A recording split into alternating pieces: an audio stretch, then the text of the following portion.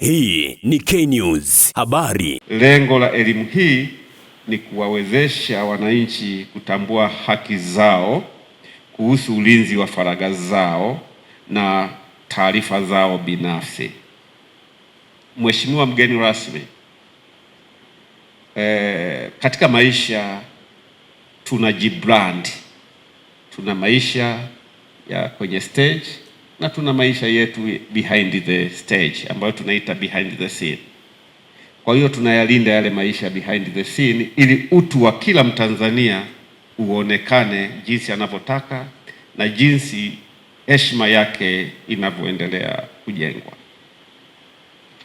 Mheshimiwa mgeni rafiki, katika utekelezaji wa majukumu ya usimamizi, tume imebaini changamoto ya hifadhi na baadhi ya taasisi kutokuwa tayari kikamilifu kutekeleza matakwa ya sheria ya ulinzi wa taarifa binafsi, hususan katika usajili na uteuzi wa maafisa wa ulinzi wa taarifa binafsi.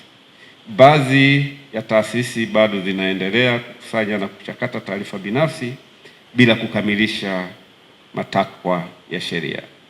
Napenda kusisitiza kuwa kutokutekeleza matakwa ya sheria ni ukiukaji wa kisheria unaohatarisha faragha, usalama na haki ya wananchi. Katika kutekeleza wajibu wake, tume imejipanga kuanza ukaguzi wa uzingatiaji, compliance audit,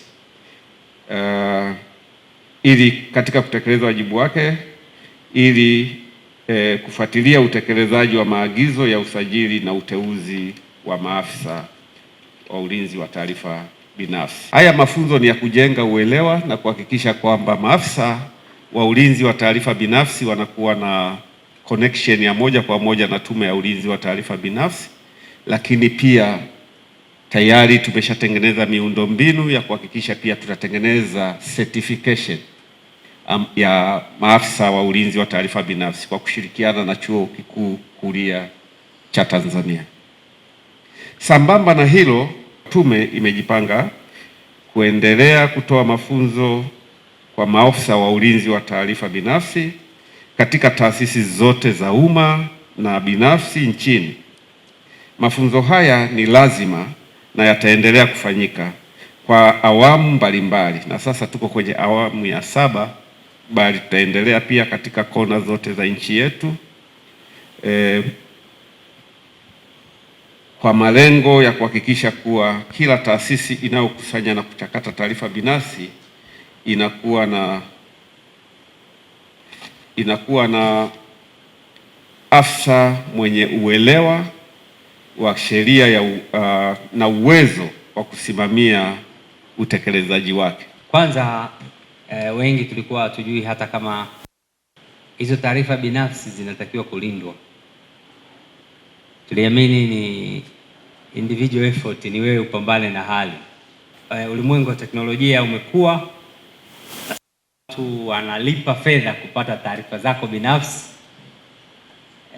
na ambazo ni faragha, na matokeo tumeshayaona ya madhara yaliyotokea viongozi, wananchi, watu wa kada mbalimbali kutokana na kuwa na mwanya wa uvujaji wa taarifa binafsi.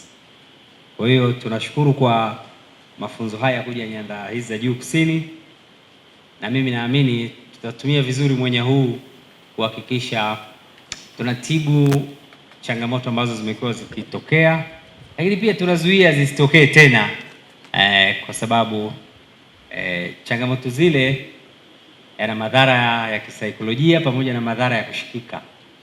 Kwa hiyo ulinzi wake kila mmoja akiuelewa vizuri na maafisa ulinzi hawa basi tutasaidiana kuhakikisha jamii yetu inakuwa mahali salama, au sehemu tunayofanya kazi inakuwa sehemu salama kwa maisha yetu na kile kinachotarajiwa pale.